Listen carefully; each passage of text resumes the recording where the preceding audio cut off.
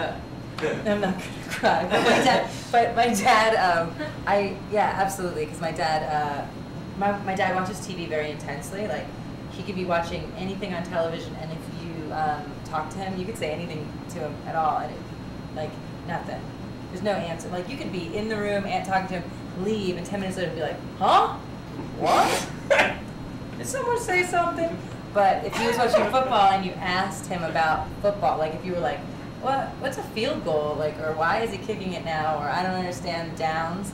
He would not move his head, but he would tell you what was going on. He was like, oh, they have 4 chances to get 10 yards. And then after they get 10 yards, then they gotta keep going, you know. So this was how I had conversations with my father. That's it. That's your Oprah moment. That's the only time my dad would ever talk to me. So anyway, that's how I got into sports. But also I have 3 older brothers, and I didn't know I was a girl until I was 14. Not that girls can't like sports.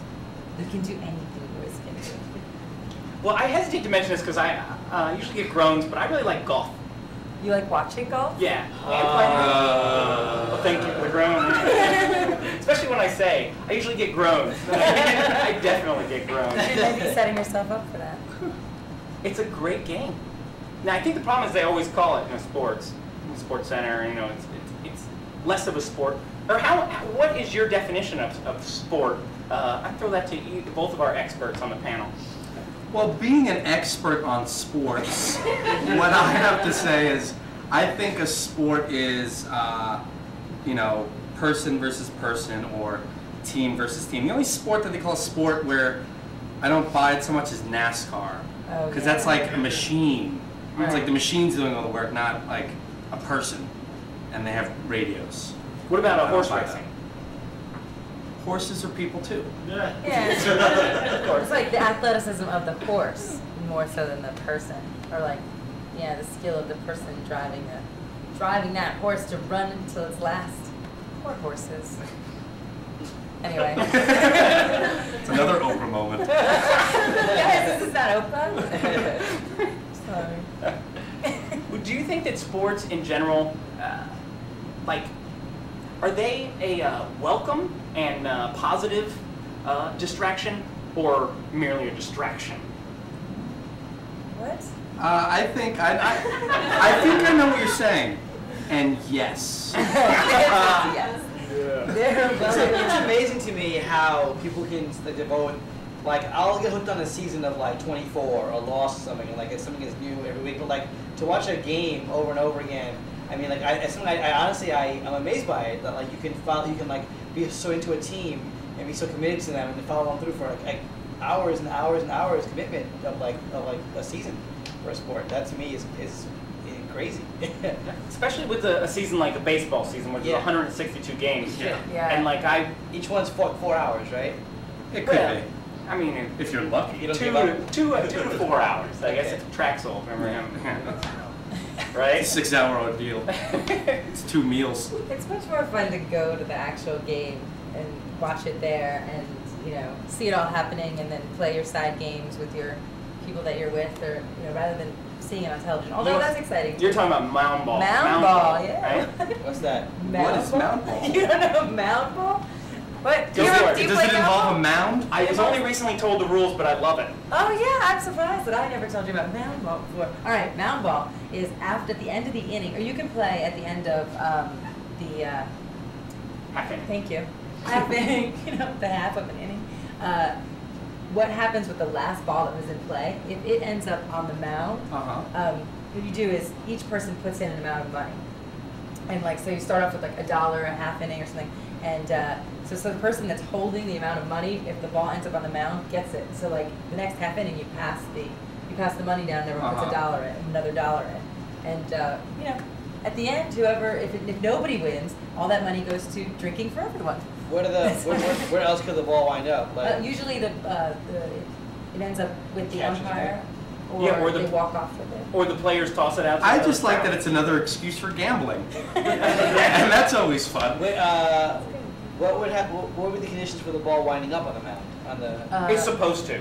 Oh, it is. Back in when baseball, you know, when it was only $1 for a baseball, but that was worth $40, you know. Yeah. Then that ball was like, they would use one ball. They would get, even when they hit a homer, they would get the ball back from the fans. Okay. And they'd be like, we got to use that ball. I guess But it's then- also to make sure the pitcher doesn't come out of the dugout with like a time like that bomb from Return of the Jedi, and like doesn't threaten to blow up Mike Piazza. So the ump can keep an eye on that ball on the mound and win money apparently at the same time. The umpire can't play. I can. Yeah, I wonder if the player tosses it to the umpire and the umpire's like, oh, this is my inning. Yeah. Toss it. Just keep counting money about it. Yeah. It's $15. Anyway. Yeah. Do you know that every baseball is rubbed with Mississippi mud? That's that perverted. That's true. I didn't know Has that. anyone heard? Oh, you didn't know. Yeah. Oh, thank you for. Every baseball in Major League Baseball, or every. This is going to be a stupid question. I'm just going to finish it. Every baseball in the world. Every baseball in Major League Baseball. Oh, I did not know that. Why? Well, I think it's so every ball is completely identical. That's the ideal, I guess, condition for the baseball. You don't want a baseball this big one game and this big the other game, but it's to give it the right grit and the right coat, and you know, baseball's 100 years old, and they figured out how to do it right. Finally. and I think when it comes out, it's very white. The ball is extremely white, Yeah. so they rub it with the mud, and it kind of dulls up the color a little bit, but not. I mean, it's still a pretty white ball. So it doesn't blind anyone on its way to. So, are there any questions out there from the audience that you want to ask our expert panel of sports stars? That's what you guys are, Yeah. sports stars. Yeah. We're on TV doing sports. Yeah, they have a question? You guys get recognized on the street? Do you guys get recognized on the street? Only by Sean Taylor. And that's about it. Yeah. And if my brother was walking down the street, I get recognized. What if Cowbell Man were walking down the Cowbell street? Man, since I would run. I would run from Vince Rock from 950. Yeah, I would take off. They want me dead. Is he on your buddy list? Sean, I don't have a buddy list. Cowbell Man's not on my buddy list. That would be the ultimate, though. Yeah. Bring up talk to him a little bit. Yeah. See, maybe smooth things over. I don't know. You're not the hatter that you came across. right. Are there any other questions for our sports experts? Was there a person in that suit? Oh, what? Oh, the Nittany Lion. It's a lion, yeah. Actually, yeah, there is a person in the suit. As a matter of fact, if you look at them closely, the mouth is about this big, and there's nothing back there. It's just a person in a lion's mouth.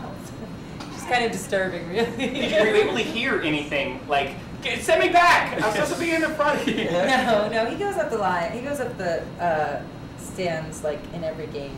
So it's a student man. section. It's a man in a suit being led around in a hot, sweaty suit, and he's just like, basically, he has no peripheral vision. Yeah. He's just doing this for like an hour. And being groped by thousands of people. Is there an opening for that job? I swear. Yeah. Hey, wins games. That's true. You can't argue with that, John. Very good. Nice. That's So- funny. Any more questions before? Hey, it is. Does anyone want the apple once the show is done? This is, Give it to him. Give it to him. all right, so here's the apple now. He caught it. No one saw that, but he did catch it. I saw it. I tell you, ever since you mentioned the bomb from Return of the Jedi, I started thinking maybe, just maybe, get that thing, Let's put it in Yankee Stadium. Any Yankee fans? Good.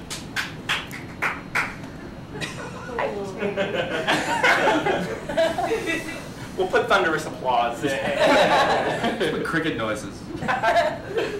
Well, I think that this about wraps up the Spotlight with Sean Taylor. I'd like to thank my guests, Will Nunziata, Thank you. and Maddy Mako, my sidecar,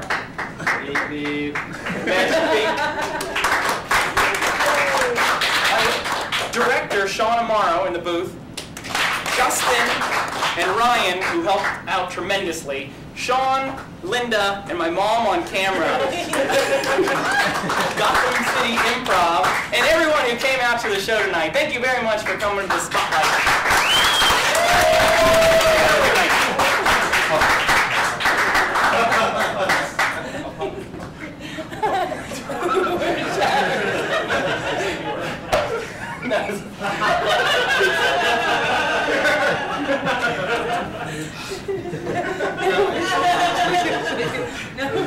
Yeah, that door.